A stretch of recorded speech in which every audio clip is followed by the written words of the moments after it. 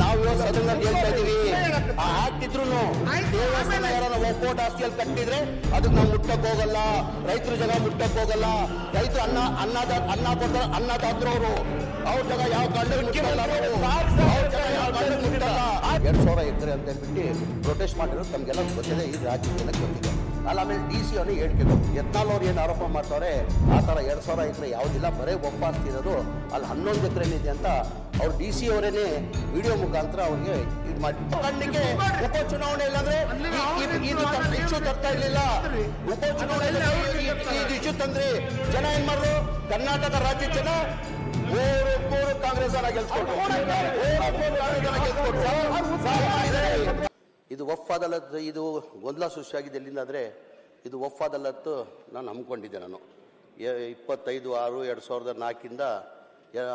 11 ಡಿಸ್ಟಿಕಲ್ಲಿ ವಫ್ ಅದಾಲತನ್ನ ಹಮ್ಮಿಕೊಂಡಿದ್ದೆ. ನಾನು ಬೀದರಿಂದ ಹಿಡ್ಕೊಂಡು ಯಾದಗಿರಿ, ಗುಲ್ಬರ್ಗ, ಹುಬ್ಳಿ, ಧಾರವಾಡ, ಬೆಳಗಾಂ, ಬಿಜಾಪುರ ಬಂದಾದಮೇಲೆ ಗೊಂದಲ ಸೃಷ್ಟಿಯಾಯಿತು. ಕಾರಣ ಅಂದರೆ ನಮ್ಮನೆ ಯತ್ನಾಳ್ ಅವ್ರಿಗೂ ಆಹ್ವಾನ ಕೊಟ್ಟಿದ್ದೆ ನಾನು, ನೀವು DC ಮೀಟಿಂಗ್ಗೆ ನೀವು ಬನ್ನಿ ಅಂತ. ಅವ್ರು ಯತ್ನಾಳ್ ಅವತ್ತು ಬಂದಿಲ್ಲ. 3 ದಿನ ಆದಮೇಲೆ ಅವ್ರು ಗೊಂದಲ ಸೃಷ್ಟಿ ಮಾಡಿ ಈ ರೈತರ ಜಾಗ ಎಲ್ಲ ವಕ್ಫ್ ಬೋರ್ಡ್ ಅವ್ರು ತೊಗೊಂಡು ಇದ್ದಾರೆ ಅಂತ ಹೇಳ್ಬಿಟ್ಟು ಒಂದು ಆರೋಪನ ಮಾಡಿರೋದು ತಮಗೆಲ್ಲ ಗೊತ್ತಿರೋದೇ ವಿಚಾರ. ನಾವು ಮಾಡಿರೋದು ಹಿನ್ನೆಲೆ ಏನಕ್ಕಂದರೆ, ಸನ್ಮಾನ್ಯ ಅಧ್ಯಕ್ಷ ವಫ್ ಅದಾಲತ್ ಮಾಡಿರೋದು ಬೆಲ್ಲ ಸಾಹೇಬರು ಅವತ್ತು ಬಂದಿದ್ದರು, ಧಾರವಾಡಲ್ಲಿ ಅವರು ಬಂದಿದ್ದರು, ಅವರು DC ಮೀಟಿಂಗಲ್ಲಿದ್ದರು. ಆ ಥರ ಯಾವುದನ್ನು ನಡೀತಾ ಬೆಲ್ಲ ಸಾಹೇಬ್ರೆ, ನಾನು ಬಲವಂತ ಮಾಡಿ ರೈತರ ಜಾಗ ವಫ್ ಬೋರ್ಡ್ ಹೆಸರಲ್ಲಿ ಮಾಡಿದ್ದೆ ಅಂತ ಆ ಮೀಟಿಂಗಲ್ಲಿ ನಾನು ಕೇಳಿದ್ನ ಅವತ್ತು. ನಾನು ಏನು ನ್ಯಾಯಬದ್ಧಾಗಿ ಏನು ಖಾತಾಗಳು ಮಾಡಬೇಕಂತ ಮಾಡಿ ಅಂತ ಹೇಳ್ಬಿಟ್ಟು ನಾನು ಸೂಚನೆ ಕೊಟ್ಟಿದ್ದು ತಾವು ಅವತ್ತು ಮುಂದೆ ಇದ್ರಿ. ತಮಗೆಲ್ಲ ಗೊತ್ತಿದ್ದಂಗೆ ವಫ್ ಆಸ್ತಿ ಟೋಟಲ್ ಇರೋದು 1,28,000 ಟೋಟಲ್ ವಫ್ ಆಸ್ತಿ. ವಫ್ ಆಸ್ತಿ ಇದು ಯಾವುದು 1,28,000 ಅಂದರೆ ದಾನಿಗಳು ದಾನ ಮಾಡಿರೋದು. ಇದು ಯಾವುದು 1 ಇಂಚು ಸರ್ಕಾರದ 1 ಇಂಚು ಜಾಗ ಇಲ್ಲ. ಸರ್ಕಾರದ ಯಾವ್ದು ನಮ್ಮ ಜಾಗ ಇದೆ ಅಂದರೆ, ಖಬರ್ದ 2017 ಮನೆ ಹಿಂದಿನ ಸರ್ಕಾರದಲ್ಲಿ ಸಿದ್ದರಾಮಯ್ಯ ಅವರು ಮುಖ್ಯಮಂತ್ರಿ ಮಾಡುವಾಗ ಒಂದು ಆದೇಶ ಮಾಡಿದ್ರು, ಬರೀ ಮುಸಲ್ಮಾನ್ ಸಮಾಜಕ್ಕಂತ ಇಲ್ಲ, ಎಲ್ಲ ಸಮಾಜದವ್ರಿಗೆ, ಹಿಂದೂ ಸಮಾಜದವ್ರಿಗೆ ರುದ್ರಭೂಮಿ ಏನಾದ್ರು ಬೇಕಾದರೆ ಅವ್ರಿಗೆ ಅಗತ್ಯ ಇದ್ದರೆ ಅವ್ರ ಜಾಗ ಕೊಡಿ, ಕ್ರಿಶ್ಚಿಯನ್ ಸಮಾಜಕ್ಕೆ ಮಶಾನಿಗೆ ಜಾಗ ಬೇಕಾದರೆ ಅವ್ರಿಗೂ ಕೊಡಿ, ಮುಸ್ಲಿಂ ಸಮಾಜಕ್ಕೆ ಖಬರಸ್ತಾನ್ಗೆ ಜಾಗ ಬೇಕಾದರೆ ಅವ್ರಿಗೂ ಕೊಡಿ ಅಂತ ಆದೇಶ ಮಾಡಿದಾದ್ಮೇಲೆ ನಾವು ಸರ್ಕಾರದಿಂದ ಖಬರಸ್ತಾನ್ಗಂತ ಜಾಗ ತಗೊಳ್ತಾ ಇದ್ವಿ. ಅದು ಬಿಟ್ಟು 1 ಇಂಚು ನಾವು ಸರ್ಕಾರಿ ಜಾಗ ನಾವು ಯಾವುದು ವಕ್ಫ್ ಬೋರ್ಡ್ಗೆ ನಾವು ತಗೊಂಡಿಲ್ಲ, ಜಾಗ ಇಲ್ಲ. 1,28,000. 1,28,000ದಲ್ಲಿ ಕರ್ನಾಟಕ ಇಮಾಮ್ ಅಬಾಲಿಷನ್ ಲ್ಯಾಂಡಲ್ಲಿ 47,263 ಎಕರೆ ಹೋಯ್ತು. 47,263 ಎಕರೆ. ಕರ್ನಾಟಕ ಲ್ಯಾಂಡ್ ರಿಫಾರ್ಮ್ ಆ್ಯಕ್ಟಲ್ಲಿ 23,620 ಎಕರೆ ಹೋಯ್ತು. ಅದರಲ್ಲಿ ಸರ್ಕಾರಿ ಅಕ್ವೈರ್ ಮಾಡ್ಕೊಂಡಿರೋ ಪಬ್ಲಿಕ್ ಪರ್ಪಸ್ ಅಂತ ಹೇಳ್ಬಿಟ್ಟು ಒಂದು 3,000 ಚಿಲ್ಲರೆ 3,000 ಎಕರೆ ಸರ್ಕಾರ ಅವರು ಅಕ್ವೈರ್ ಮಾಡ್ಕೊಂಡು ಪಬ್ಲಿಕ್ ಪರ್ಪಸ್ ಅಂತ. ಇದು 17,969 ಎಕರೆ ಏನು ಪ್ರೈವೇಟರ್ ಎನ್ಕ್ರೋಚ್ ಮಾಡಿದ್ದಾರೆ. ಆ ಪ್ರೈವೇಟ್ ಎನ್ಕ್ರೋಚ್ ಮಾಡಿದ್ದಕ್ಕೆ ಹಿನ್ನೆಲೆಯಲ್ಲಿ ನಾನೇನು ಮಾಡಿದೆ, ಎಲ್ಲ ಕಡೆ ವಫ್ ಅದಾಲತ್ ಮಾಡಬೇಕಂತ ವಫ್ ಅದಾಲತ್ ಮಾಡಿರೋದು. ಪ್ರೈವೇಟ್ ಎನ್ಕ್ರೋಚ್ಮೆಂಟ್ ಯಾರ್ದದು, ಯಾವುದು ಬೇರೆಯವ್ರದಿಲ್ಲ. 95% ಮುಸಲ್ಮಾನೇ ಇರೋದು. ವಫ್ ವರ್ಸ್ ಮುಸಲ್ಮಾನೇ 95%, ಎಲ್ಲೋ 5% ಬೇರೆಯವರಿದ್ದಾರೆ. ನಾವು ಯಾವುದೂ ದೇವಸ್ಥಾನ ಆಸ್ತಿ ಆಗಲಿ ನಮ್ಮ ರೈತರದ್ದು ಇದ್ದಾಗಲಿ ನಾವು ತಗೊಳಕ್ಕೆ ನಮ್ಮ ಹಿನ್ನೆಲೆ ಇಲ್ಲ. ಇದು ವಫ್ ಅದಾಲತ್. ಇದು ನಾನು ಹೇಳ್ಬಿಟ್ಟು ಕಂಪ್ಲೀಟ್ ಮಾಡ್ತೀನಿ. ಏನೀಗ ಬೇರೆಯವರು ಹೊತ್ತು ಇದನ್ನ ಮಾಡಿ ಅದನ್ನ ಟೇಬಲ್ ಮಾಡ್ತೀನಿ ನಾನು. ಯಾರ್ಯಾರು ಎಲ್ಲ ರೈತರ ಆಸ್ತಿ ಎಲ್ಲ ವಫ್ ಬೋರ್ಡ್ಗೆ ತಗೊಂಡ್ಬಿಡ್ತಾವ್ರೆ. 2,000 ಎಕರೆ ಅಂತ ಯಾವ್ದು ಊರಲ್ಲಿ 2,000 ಎಕರೆ ಅಂತ ಹೇಳ್ಬಿಟ್ಟು ಪ್ರೊಟೆಸ್ಟ್ ಮಾಡಿರೋದು ತಮಗೆಲ್ಲ ಗೊತ್ತಿದೆ, ಈ ರಾಜ್ಯ ಜನಕ್ಕೆ ಗೊತ್ತಿದೆ. ಆಮೇಲೆ DC ಅವನೇ ಹೇಳಿಕೆ ಕೊಟ್ಟರು, ವಿಡಿಯೋ ಮುಖಾಂತರ DC ಅವರು ಹೇಳಿಕೆ ಕೊಟ್ಟರು. ಯತ್ನಾಳ್ ಅವ್ರು ಏನು ಆರೋಪ ಮಾಡ್ತಾವ್ರೆ, ಆ ಥರ 2,000 ಎಕರೆ ಯಾವುದಿಲ್ಲ, ಬರೇ ವಫ್ ಆಸ್ತಿ ಇರೋದು, ಅಲ್ಲಿ 11 ಎಕರೆನೇ ಇದೆ ಅಂತ ಅವ್ರು DC ಅವರೇನೆ ವಿಡಿಯೋ ಮುಖಾಂತರ ಅವ್ರಿಗೆ ವಿಡಿಯೋ ಮುಖಾಂತರ ಹೇಳಿದ್ದಾರೆ. ಅಲ್ಲಿ ಗೊಂದಲ ಸೃಷ್ಟಿ ಆಯಿತು. ಇದು ಪದ್ಧತಿ ಇವತ್ತಿಂದ ಇಲ್ಲ. ಈ ವಫ್ ಅದಾಲತ್ ಮಾಡ್ಕೊಂಡು ಬರ್ತಾ ಇರೋದು, ಈ ನೋಟಿಸ್ಗಳು ಕೊಡ್ತಾ ಇರೋದು ಪದ್ಧತಿ ಇವತ್ತಿಂದ ಇಲ್ಲ, ಭಾಳ ಹಿಂದಿಂದ ಬರ್ತಾ ಇರೋದು. ಏನೋ 60-70 ವರ್ಷದಿಂದನೂ ಈ ಪದ್ಧತಿ ಎಲ್ಲ ಸರ್ಕಾರದಲ್ಲಿ, ಜನತಾದಳ ಸರ್ಕಾರಲ್ಲೂ ನೋಟಿಸ್ ಕೊಟ್ಟಿದ್ದೀವಿ, ಕಾಂಗ್ರೆಸ್ ಸರ್ಕಾರಲ್ಲೂ ನೋಟಿಸ್ ಕೊಟ್ಟಿದ್ದೀವಿ, BJP ಸರ್ಕಾರಲ್ಲೂ ನೋಟಿಸ್ ಕೊಟ್ಟಿದ್ದೀವಿ. ಈಗ BJP ಸರ್ಕಾರ ಇರುವಾಗ 2008ಇಂದ ಹಿಡ್ಕೊಂಡು 2013ವರೆಗೂ 1,100 ನೋಟಿಸ್ ಕೊಟ್ಟು ಖಾತಾಗಳು ಮಾಡಿದ್ದಾರೆ BJPದಲ್ಲಿ. ಎಷ್ಟು? 2008ಇಂದ ಹಿಡ್ಕೊಂಡು 2013ವರೆಗೂ 1,100 ನೋಟಿಸ್ ಕೊಟ್ಟಿದ್ದಾರೆ. ಅದಾದಮೇಲೆ 2019ಇಂದ ಹಿಡ್ಕೊಂಡು 2023ವರೆಗೂ 4,567 ನೋಟಿಸ್ಗಳಿಗೆ ಕೊಟ್ಟಿದ್ದಾರೆ. ಒಟ್ಟಾಗಿ BJP ಸರ್ಕಾರ ಇರುವಾಗ 5667 ನೋಟಿಸ್ಗಳು ಬಿಜೆಪಿ ಸರ್ಕಾರ ಕೊಟ್ಟಿದ್ದಾರೆ. ಕಾಂಗ್ರೆಸ್ ಸರ್ಕಾರದಲ್ಲಿ 2013 ಹಿಡ್ಕೊಂಡು 2018ವರೆಗೂ 3286 ನೋಟಿಸ್ಗಳು. ಬಿಫೋರ್ ಇಂಡಿಪೆಂಡೆನ್ಸ್ ಅಲ್ಲೇ 1930 ಆಕ್ಟ್ ಆಗಿರೋದು. ಏನೇ ಹಿಂದಿನ ಬಿಫೋರ್ ಇಂಡಿಪೆಂಡೆನ್ಸ್ ಬ್ರಿಟಿಷ್ ಕಾಲದಲ್ಲೇ 1930 ಓದಿಸಿ ನಿಮ್ಗೆ ಡೀಟೇಲ್ ಕೊಡ್ತೀನಿ ನಾನು. 1930 ಆಕ್ಟ್ ಆಗಿರೋದು. ಅದಾದಮೇಲೆ ಸ್ವಲ್ಪ ಚೇಂಜಸ್ ಮಾಡಿ ತಿರ್ಗಾ 1923 ಇನ್ನೊಂದು ಆಕ್ಟ್ ಮಾಡ್ತಾರೆ. ಅದಾದಮೇಲೆ ಆಫ್ಟರ್ ಇಂಡಿಪೆಂಡೆನ್ಸಲ್ಲಿ 1954 ವಫ್ ಅಮೆಂಡ್ಮೆಂಟ್ ಆಕ್ಟ್ ಮಾಡ್ತಾರೆ. ಆ ಹಿನ್ನೆಲೆಯಲ್ಲೇ ನಾವೆಲ್ಲ ನೀವು ಹೇಳಿದ್ರಿ ಈ ಆ್ಯಕ್ಟ್ ನೀವು ಮಾಡಿದ್ದಕ್ಕೋಸ್ಕರನೇ ನಾವೆಲ್ಲ ನೋಟಿಸ್ ಸರ್ವ್ ಮಾಡಿರೋದು. ಅದೇ ಕೆಲಸ ನಾನು ನೋಟಿಸ್ ಸರ್ವ್ ಮಾಡಿರೋದು ಅಂತ ತಮ್ಮ ಗಮನಕ್ಕೆ ತರ್ತೀನಿ. ಜೊತೆಯಲ್ಲಿ ಒಂದು ಸುಪ್ರೀಂ ಕೋರ್ಟ್ ಆದೇಶ ಆಗಿದೆ, ತಮಗೆಲ್ಲ ಗೊತ್ತಾಗಿ 1998 ಒಂದು ಇಟ್ ಇಸ್ ವಫ್ ಅಂತ ಹೇಳ್ಬಿಟ್ಟು ಸುಪ್ರೀಂ ಕೋರ್ಟಲ್ಲಿ ಆದೇಶ ಆಗಿರೋದು ತಮಗೆಲ್ಲ ಗೊತ್ತಾಗಿದೆ. ಅದಾದಮೇಲೆ ಲಾ ಡಿಪಾರ್ಟ್ಮೆಂಟಿಂದ ಒಂದು ಒಪಿನಿಯನ್ ಕೇಳ್ತಾರೆ. ಲಾ ಡಿಪಾರ್ಟ್ಮೆಂಟ್ಗೆ ಒಂದು ಒಪಿನಿಯನ್ ಕೇಳ್ತಾರೆ. ಇಟ್ ಇಸ್ ವಫ್ ಇದೀಗ ಅಪ್ಲಿಕೇಬಲ್ ಆಗ್ತದ ಅಂತ ಕೇಳ್ತಾರೆ. ಇಮಾನ್ ಅಬಾಲಿಷನ್ ಆ್ಯಕ್ಟ್ ಅದಕ್ಕೆ ಇಂಪ್ಲಿಮೆಂಟ್ ಆಗ್ತದಂತ. ಅದರಲ್ಲಿ ನಿಮ್ಮ ಸರ್ಕಾರ ಇರುವಾಗ ಮೋಸ್ಟ್ ಪ್ರಾಬಬ್ಲಿ ಸಮ್ಮಿಶ್ರ ಸರ್ಕಾರ ಇರ್ತದೆ 2019 ಇಲ್ಲ BJP ಸರ್ಕಾರ ಇರ್ಬೋದು. ಅದ್ರಲ್ಲಿ ಲಾ ಡಿಪಾರ್ಟ್ಮೆಂಟ್ ಅವರು ಹೇಳ್ತಾರೆ ಇದಕ್ಕೆ ಅಪ್ಲಿಕ ಆಗಲ್ಲ ಅಂತ ಹೇಳ್ತಾರೆ ಒಪಿನಿಯನ್ಗೆ. ಅದಾದಮೇಲೆ ತಿರ್ಗಾ ಒಂದು ಸುಪ್ರೀಂ ಕೋರ್ಟ್ 2017 ಸುಪ್ರೀಂ ಕೋರ್ಟಲ್ಲಿ ಮೋಹನ್ ಶಾಂತಗಳು ಒಂದು ಜಡ್ಮೆಂಟ್ ಕೊಡ್ತಾರೆ. ಸುಪ್ರೀಂ ಕೋರ್ಟಲ್ಲಿ ಏನಂತ ಕೊಡ್ತಾರೆ, once it is a notify it is final as per judgement any dispute about the property they can approach civil court. ಏನಾರು ಹಂಗಿದೆ ಸಿವಿಲ್ ಕೋರ್ಟ್ ಹೋಗೋಕೆ ಅವಕಾಶ ಇದೆ ಅಂತ ಸುಪ್ರೀಂ ಕೋರ್ಟ್ ಜಡ್ಮೆಂಟ್ ಇದು. ಸುಪ್ರೀಂ ಕೋರ್ಟ್ ಅವರು ಜಡ್ಮೆಂಟ್ ಕೊಡ್ತಾರೆ. ಅದಾದಮೇಲೆ ಕೇಂದ್ರ ಸರ್ಕಾರ ಅಂತ ತಮಗೆಲ್ಲ ಗೊತ್ತಿರೋದು, ನಾನು ಪದೇ ರಿಪೀಟ್ ಮಾಡೋಕ್ಕೆ ಹೋಗಲ್ಲ. ನಿಮ್ಮದೇ ಮ್ಯಾನಿಫೆಸ್ಟೋದಲ್ಲಿ ಎನ್ಕರೇಜ್ಮೆಂಟ್ ತೆಗಿಬೇಕಂತ ಆಗಿರೋದು ತಮಗೆಲ್ಲ ಗೊತ್ತು. ಮೊನ್ನೆನೂ ಹೇಳಿದ್ದೀನಿ, ತಿರ್ಗಾ ಪದೇ ಹೇಳೋಕೆ ಹೋಗಲ್ಲ. ಕೇಂದ್ರ ಸರ್ಕಾರ ಏನು ಮಾಡ್ತಾರೆ, GPS ಮ್ಯಾಪಿಂಗ್ ಅಂತ ಹೇಳ್ಬಿಟ್ಟು GPS ಮ್ಯಾಪಿಂಗ್ ಅಂತ ಮಾಡಿಬಿಟ್ಟು 2014 ಹಿಡ್ಕೊಂಡು 2022ವರೆಗೂ 5,99,00,000 ಅನುದಾನ ನಮ್ಮ ರಾಜ್ಯಕ್ಕೆ ಕೊಟ್ಟಿದ್ದಾರೆ. ಇಡೀ ರಾಜ್ಯಕ್ಕೆ ಕೊಡ್ತಾರೆ. 325 ಕೋಟಿ ಕೊಟ್ಟವ್ರೆ. ಇಡೀ ದೇಶಕ್ಕೆ ಎಲ್ಲ ರಾಜ್ಯಕ್ಕೆ ದುಡ್ಡು ಕೊಡ್ತಾರೆ. ನಮ್ಮ ರಾಜ್ಯಕ್ಕೆ ಸರ್ವೆ ಮಾಡಿಸಿ ಅಂತ ಹೇಳ್ಬಿಟ್ಟು 6 ಕೋಟಿ ಅನುದಾನನ ಕೇಂದ್ರ ಸರ್ಕಾರ ಕೊಟ್ಟಿದೆ. ಕೇಂದ್ರ ಸರ್ಕಾರದಿಂದ ಪ್ರತಿ ವರ್ಷ ಕೊಟ್ಕೊಂಡು ಬರ್ತಾವ್ರೆ. ನಮಗೆ 2014 ಹಿಡ್ಕೊಂಡು 2023ವರೆಗೂ ಅನುದಾನ ಬಂದಿದೆ. ಅದ್ರ ಜೊತೆಯಲ್ಲಿ ಈಗ ಸರ್ಕಾರ ಆದೇಶ ತಾವು ಹೇಳ್ತೀರಾ ನೋಟಿಸ್ ಆಕ್ಟ್ ಪ್ರಕಾರ ಕೊಟ್ಟಿದ್ದೀವಿ ಅಂತ. ತಮ್ಮ ಸರ್ಕಾರ 2010 ಹಿಡ್ಕೊಂಡು 2023ವರೆಗೂ 6 ಸರ್ಕಾರ ಆದೇಶನ ಹೊರಡಿಸಿದ್ದೀರಾ. 2010 ಆದೇಶ ಕೊಡ್ತೀನಿ. ತಾವು ಒಂದು ಮಿಸ್ ಮಾಡಿದ್ರಿ. ಇವತ್ತೇನು ಅನಾಹುತಗಳು ನಮ್ಮ ರಾಜ್ಯದಲ್ಲಿ ಆಗತ್ತಾವ, ಅಲ್ಲ ಅದಕ್ಕೆ ಮೂಲ ಕಾರಣ ಅದನ್ನ ನೀವು ಮಿಸ್ ಮಾಡಿದ್ರಿ. 1957 ಆದಂತ ಅಮೆಂಡ್ಮೆಂಟ್ ಬಗ್ಗೆ ಹೇಳಿದ್ರಿ. ರೆಹಮಾನ್ ಖಾನ್ ಅವರು ಮೈನಾರಿಟಿ ಮಿನಿಸ್ಟರ್ ಇದ್ದಾಗ UPA 2ದಲ್ಲಿ ಮನಮೋಹನ್ ಸಿಂಗ್ ಸೋನಿಯಾ ಗಾಂಧಿ ಆಡಳಿತದಲ್ಲಿ ಏನು ಕಾನೂನದಲ್ಲಿ ವಕ್ಫ್ ಕಾನೂನದಲ್ಲಿ ಏನು ಬದಲಾವಣೆ ಆಯ್ತು, ಆ ವಕ್ಫ್ ಕಾನೂನದಿಂದ ದೊಡ್ಡ ಅನಾಹುತಗಳು ಶುರುವಾದವು. ಅದ್ರ ಬಗ್ಗೆ ನೀವು ಹೇಳ್ತಾ ಇಲ್ಲ. ಆ ಕಾನೂನಿನ ಬಗ್ಗೆ ಹೇಳ್ತೀನಿ, ಕೊನೆಗೆ ಬರ್ತೀನಿ ನಾನು. ತಮ್ಮ ಹಿಂದಿನ ತಮ್ಮ ಸರ್ಕಾರ ಇರುವಾಗಲೇ 6 ನೋಟಿಸ್ಗಳು ಸರ್ಕಾರ ಆದೇಶ ಮಾಡಿದ್ದಾರೆ.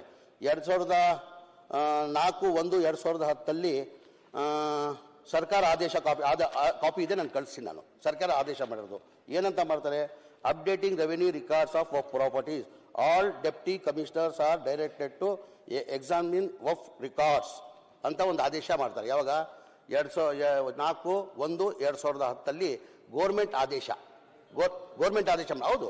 ನಿಮ್ಮ ಸರ್ಕಾರ BJP ಸರ್ಕಾರ ಅವಾಗ ಮೋಸ್ಟ್ ಪ್ರಾಬಬ್ಲಿ ಯಡಿಯೂರಪ್ಪನೇ ಮುಖ್ಯಮಂತ್ರಿ ಆಗಿರ್ತಾರೆ ಆವಾಗ. ಅದು ಒಂದಾಯ್ತಾ. ಅದಾದಮೇಲೆ ಇನ್ನೊಂದು 29/5/2010 ಇನ್ನೊಂದು ಸರ್ಕಾರ ಆದೇಶ ಹೊರಡಿಸ್ತಾರೆ. ಇನ್ನೊಂದು ಆದೇಶ ಎಲ್ಲ ಕಾಪಿ ಕೊಡ್ತೀನಿ ನಿಮಗೆ. ಏನಂತ, direction issues by the chief secretary, direction to all DCs SP and 29/5/2010 29/5/2010 direction issues to the all chief secretary, direction to the all DCs, SPs and ACs, take step for removal encroachment of waqf properties. ತಮ್ಮ ಆದೇಶ, ತಮ್ಮ ಸರ್ಕಾರ ಅಲ್ಲಿ ಆದೇಶ ಮಾಡಿರೋದು ಕರೆಕ್ಟಾ. ಇದೊಂದು 2010 ಆಯಿತು. 2011 ಇನ್ನೊಂದು ಆದೇಶ ಮಾಡ್ತಾರೆ ಸರ್ಕಾರ ವತಿಯಿಂದ. ಇನ್ನೊಂದು ಆದೇಶ ಮಾಡ್ತಾರೆ, notice issue by regional commissioner Kalaburagi division, direction to Kalaburagi division DCs, ACs, tahsildar, protections of waqf properties ಅಂತ 2/4/2011 ಒಂದು ಸರ್ಕಾರ ಆದೇಶ ಹೊರಡಿಸ್ತಾರೆ. ಅದಾದಮೇಲೆ 29/8/2020 ರೆವಿನ್ಯೂ ಡಿಪಾರ್ಟ್ಮೆಂಟ್ ಫ್ಲಾಗಿಂಗ್ ಮಾಡಬೇಕು. ಅದರ ಒಂದು ಖಾತಾ ಆದಮೇಲೆ ಫ್ಲಾಗಿಂಗ್ ಮಾಡಬೇಕಾಗ್ತದೆ. ಅದಕ್ಕಂತ ಹೇಳ್ಬಿಟ್ಟು ಸರ್ಕಾರ ಆದೇಶ ಹೊರಡಿಸ್ತಾರೆ 29/8/2020 revenue department flagging of properties ಇರೋದು ಅದು ಇಮಿಡಿಯೇಟ್ ಮಾಡಿ ಅಂತ ಒಂದು ಆದೇಶ ಹೊರಡಿಸ್ತಾರೆ, ಸರ್ಕಾರ ಆದೇಶ ಇದು. ಅದಾದಮೇಲೆ 8/1/21 ಇನ್ನೊಂದು ಆದೇಶ ಅರ್ಬನ್ ಡಿಪಾರ್ಟ್ಮೆಂಟಿಂದ ಇನ್ನೊಂದು ಸರ್ಕಾರಿ ಆದೇಶ ಹೊರಡಿಸ್ತಾರೆ 8/1/2023 powers of protection task force ರಚನೆ ಮಾಡಿ ಅಂತ ಒಂದು ಟಾಸ್ಕ್ ಫೋರ್ಸ್ ರಚನೆ ಮಾಡಿ ಅಂತ ಒಂದು ಆದೇಶ ಹೊರಡಿಸ್ತಾರೆ. ಯಾವಾಗ 8/1/2021 ಇನ್ನೊಂದು ಆದೇಶ 27/1/2021 ಫ್ಲಾಗಿಂಗ್ ಮಾಡಿ ಅಂತ ಇನ್ನೊಂದು ಆದೇಶ ಹೊರಡ್ತಾರೆ. ವಫ್ ಪ್ರಾಪರ್ಟೀಸ್ಗೆ ಫ್ಲಾಗಿಂಗ್ ಮಾಡಿ ಅಂತ ಹೇಳ್ಬಿಟ್ಟು ಆದೇಶನ ಹೊರಡಿಸ್ತಾರೆ. ಇದೆಲ್ಲ ಇವತ್ತಿಂದ ಇಲ್ಲ, ಆ ಪದ್ಧತಿ ಅವತ್ತಿಂದನೇ ಇವತ್ತು ಹಿಂದಿಂದನೇ ಆ ನೋಟಿಸ್ ಕೊಡೋ ಪದ್ಧತಿಗಳು ಬಂದಿದೆ. ಅದಕ್ಕಂತ ನೀವು ಒಂದು ದೊಡ್ಡ ಇಶ್ಯೂ ಮಾಡಿಬಿಟ್ರಿ. ಇವರೆಲ್ಲ ಈ ಸರ್ಕಾರದಲ್ಲಿ ವಫ್ ಎಲ್ಲ ರೈತರ ಆಸ್ತಿ ಎಲ್ಲ ವಫ್ಗೆ ಮಾಡಿಸ್ಕೊಂತವ್ರೆ, ದೇವಸ್ಥಾನಗಳೆಲ್ಲ ವಫ್ಗೆ ತೊಗೊಂಡ್ಬಿಡ್ತಾವ್ರೆ ಅಂತ ಹೇಳ್ಬಿಟ್ಟು ತಾವೆಲ್ಲ ದೊಡ್ಡದಾಗಿ ಒಂದು ಇಶ್ಯೂ ಮಾಡಿದ್ರಿ. ನಾವು ಯಾವತ್ತೂ ಇದು ನಾವು ಮಾಡಿರೋದು ಹಿನ್ನೆಲೆ ಅಂದರೆ ವಫ್ ಅದಾಲತ್ ಮಾಡಿರೋ ಹಿನ್ನೆಲೆ ಅಂದರೆ ನಮ್ಗೆ ಏನು 17,000 ಎಕರೆ ಏನು ಎನ್ಕರೇಜ್ಮೆಂಟ್ ಪ್ರೈವೇಟ್ ಎನ್ಕರೇಜ್ಮೆಂಟ್ ಮಾಡಿದಾರಲ್ಲ ಅದನ್ನ ತೊಗೊಳ್ಬೇಕಂದ ಟೋಟಲ್ ಆಸ್ತಿ ಇದ್ದಿದ್ದು ಮುಂಚೆ 1,28,000 ಚಿಲ್ಲರೆದಲ್ಲಿ ಉಳಿದಿರೋದು ನಮ್ದು 20,000 ಉಳಿದಿದೆ. ಅದರಲ್ಲಿ 17,000 ಎನ್ಕರೇಜ್ಮೆಂಟ್ ಆಗಿದೆ. ಆ ಎನ್ಕರೇಜ್ಮೆಂಟ್ ತೆಗಿಯಕ್ಕಂತ ದಾನಿಗಳು ಏನಕ್ಕೆ ದಾನ ಮಾಡಿರೋದು? ಈಗ ವಫ್ಗೆ ದಾನಿಗಳು ಏನಕ್ಕೆ ದಾನ ಮಾಡಿದ್ದಾರೆ? ಅವ್ರ ಫ್ಯಾಮಿಲಿ ಮೆಂಬರ್ಸ್ ಇರ್ತಾರೆ, ಹೆಂಡತಿ ಕಡೆಯವರು ಇರ್ತಾರೆ, ತಂದೆ ಕಡೆಯವರು ಇರ್ತಾರೆ, ಬೇರೆ ಬೇರೆ ಅವ್ರ ರಿಲೇಷನ್ಸ್ ಇರ್ತಾರೆ. ಅದು ಬಿಟ್ಟು ಏನಕ್ಕೆ ಮಾಡ್ತಾರೆ? ಸಮಾಜಕ್ಕೆ ಒಳ್ಳೇದಾಗಲಿ ಅಂತ ದಾನ ಮಾಡಿರೋ ದಾನಿಗಳು ಇದು. ಈಗ ಹೆಂಗ್ ಮುಜ್ರಾಯ್ ಆ ಥರನೇ ವಫ್ ಇದು. ಈಗ ಮುಜ್ರಾಯದಲ್ಲೂ 30,000 ನನ್ನ ಅನಿಸಿಕೆ ಒಂದು 8,000 ಏನೋ 9,000 ಎಕರೆ ಎನ್ಕ್ರೋಚ್ಮೆಂಟ್ ಆಗಿದೆ. ಅದೆಲ್ಲ ಬನ್ನಿ ನಾವು ಎಲ್ಲ ಬೋರ್ದಿರಲಿ ಮುಜರಾದಿರಲಿ ಎಲ್ಲ ತೆಗಿಬೇಕು ಎನ್ಕ್ರೋಚ್ಮೆಂಟ್ ನಾವೆಲ್ಲ ಸೇರಿ. ನಾವು ಯಾರು ರೈತರಿಗೆ ತೊಂದರೆ ಕೊಡ್ಬೇಕಂತೆಲ್ಲ ಯಾವ ದೇವಸ್ಥಾನ ನಾನು ಹೇಳಿದೆ ಮೊನ್ನೆ ಕೌನ್ಸಿಲಲ್ಲಿ ನಾನು ಹೇಳಿದ್ದೀನಿ, ದೇವಸ್ಥಾನ ವಫ್ ಪ್ರಾಪರ್ಟಿದಲ್ಲೇ ಅದ್ರ ದೇವಸ್ಥಾನ ಕಟ್ಟಿದ್ರು ನಾವು ಮುಟ್ಟಕ್ಕೆ ಹೋಗಲ್ಲ. ನಿಮ್ಮಂಗೆ ನಾವಿಲ್ಲ. ನೀವೆಲ್ಲೋ 200 ವರ್ಷ ಮಜೀದಿ ಕಟ್ಟಿರ್ತೀವಿ, ಅದಲ್ಲಿ ಲಿಂಗಾಯತಿ ಅಂತ ಹುಡ್ಕೋಕ್ ಹೋಗ್ತಿರಲ್ಲ, ಆ ಥರ ನಾವು ಮಾಡಲ್ಲ. ವಫ್ ಆಸ್ತಿದಲ್ಲಿ ದೇವಸ್ಥಾನ ಕಟ್ಟಿದ್ರು ನಾವು ಅದಕ್ಕೆ ನಾವು ಮುಟ್ಟಲ್ಲ. ಆಮೇಲೆ ರೈತರ ಜಾಗ ಯಾರನ್ನ ಮುಟ್ಟಕ್ಕೆ ಸಾಧ್ಯನಾ? ಮುಟ್ಟಲ್ಲ ಅಂತಿರಲ್ಲ. ನೋಡಿ, ಇಲ್ಲಿ ಶ್ರೀರಂಗಪಟ್ಟಣ ತಾಲೂಕು ಲಕ್ಷ್ಮೀ ದೇವಸ್ಥಾನ ವಕ್ಫ್ ಬೋರ್ಡ್ ನೋಟಿಸ್ ಕೊಟ್ಟಿದ್ದೀರಲ್ಲ, ನಾವು ಮುಟ್ಟಕ್ಕೆ ಹೋಗಲ್ಲ. ಹೇಳ್ತೀನಿ ಅದ್ರ ಬಗ್ಗೆ ಡೀಟೇಲ್ ನೋಟಿಸ್ ಕೊಟ್ರಿ ನೀವು. ನೋಟಿಸ್ ಕೊಟ್ಟಿದ್ವಿ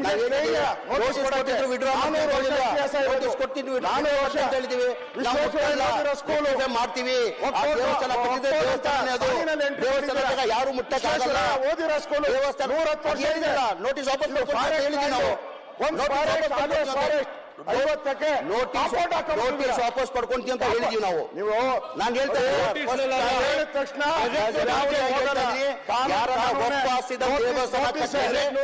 ಮುಟ್ಟಕ್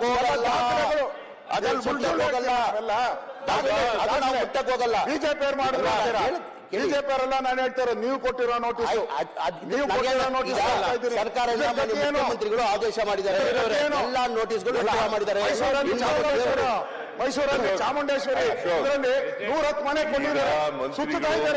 ಸ್ಪಷ್ಟವಾಗಿ ಹೇಳಿದ್ದಾರೆ, ಬಹಳ ಸ್ಪಷ್ಟವಾಗಿ ಹೇಳಿದ್ದಾರೆ. ಯಾರು ಸ್ಪಷ್ಟವಾಗಿ ಹೇಳಿದ್ದಾರೆ? ಒಂದು ವೇಳೆ ನಮಗೇನಂತ ಹೇಳಿಲ್ಲ. ಪ್ಲೀಸ್ ಕೂತ್ಕೊಳ್ಳಿ ಸೂತ್ನಾರಾಯಣ. ಒಂದು ವೇಳೆ ದೇವಸ್ಥಾನಗಳಿಗೆ ನೋಟಿಸ್ ಕೊಟ್ಟಿದ್ರೆ ಈಗಾಗಲೇ ನಾನು ವಾಪಸ್ ತಗೋಬೇಕು ಅಂತ ಹೇಳಿದ್ದೀನಿ. ರೈತರುಗಳಿಗೆ ಕೊಟ್ಟಿದ್ರೆ ವಾಪಸ್ ತಗೋಬೇಕು ಅಂತ ಹೇಳಿದ್ದೀನಿ. ಇನ್ನೂ ತಗೊಳ್ಳದೆ ಹೋದರೆ ತಗೊಳ್ತೀವಿ. ನಂಬರ್ 1. ನಂಬರ್ 2, ದೇವಸ್ಥಾನಗಳಿಗೆ ಅದು ವಕ್ಫ್ ಪ್ರಾಪರ್ಟಿ ಇದ್ರೂ ಕೂಡ ದೇವಸ್ಥಾನದ ಪ್ರಾಪರ್ಟಿಗೆ ದೇವಸ್ಥಾನ ಮಾಡ್ಕೊಂಡಿದ್ರೆ ಆ ಪ್ರಾಪರ್ಟಿಗಳನ್ನ ವಾಪಸ್ ತಗೊಳ್ಳಲ್ಲ.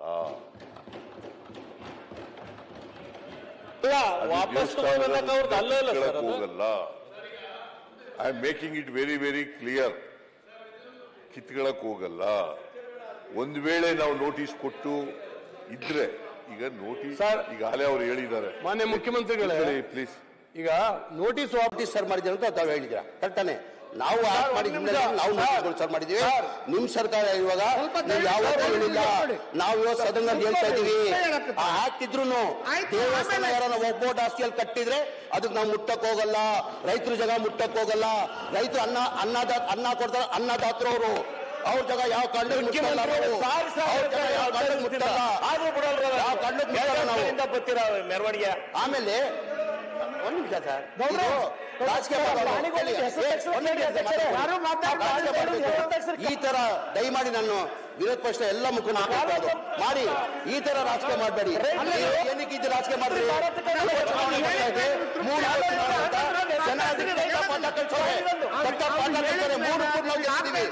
ಏನಕ್ಕೆ ಇಶ್ಯೂ ತರ್ತಿದ್ದು?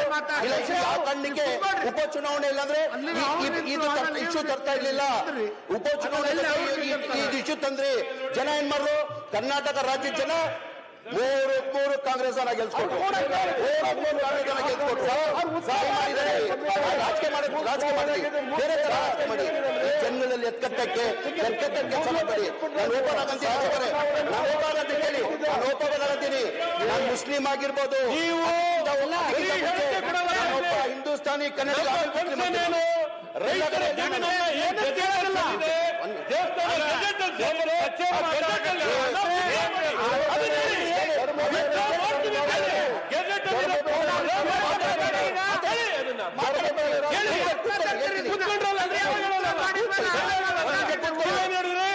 ಈಗ ಅಧ್ಯಕ್ಷೆ ಮಾನ್ಯ ಅಧ್ಯಕ್ಷೆ ಈಗ ಲಿಂಗ ಈಗ ಹುಡುಕಿ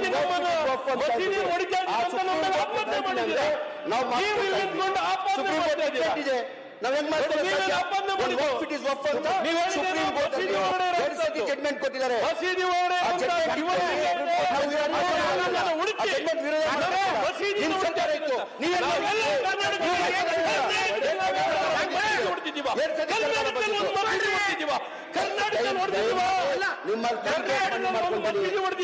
ರಾಜಕೀಯ ಮಾಡ್ಬಿಡಿ, ರಾಜಕೀಯ ಮಾಡಕ್ ಹೋಗ್ಬೇಡಿ.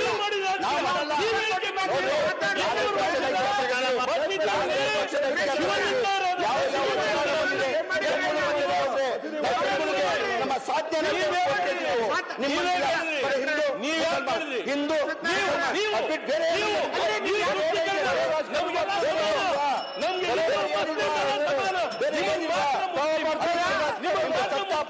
ಕಲ್ಸೋರೆ. ನಿಮಗ್ ಮಾತ್ರ ಮುಸ್ಲಿಂ ಸರ್. ಒಂದ್ ನಿಮಿಷ ತಡ್ರಿ, ಅವ್ರದಾರ ನಿಮಗ್ ಮಾತ್ರ ಕೇಳೋಣ. ಹೇಳ್ರಿ ಹೇಳ್ರಿ ಏನ್ ಹೇಳ್ತೀರಿ?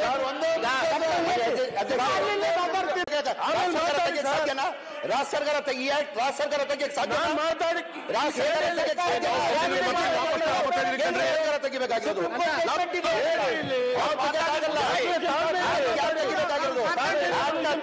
ಬೇಕಾದ್ರೆ ಕೇಂದ್ರ ಸರ್ಕಾರ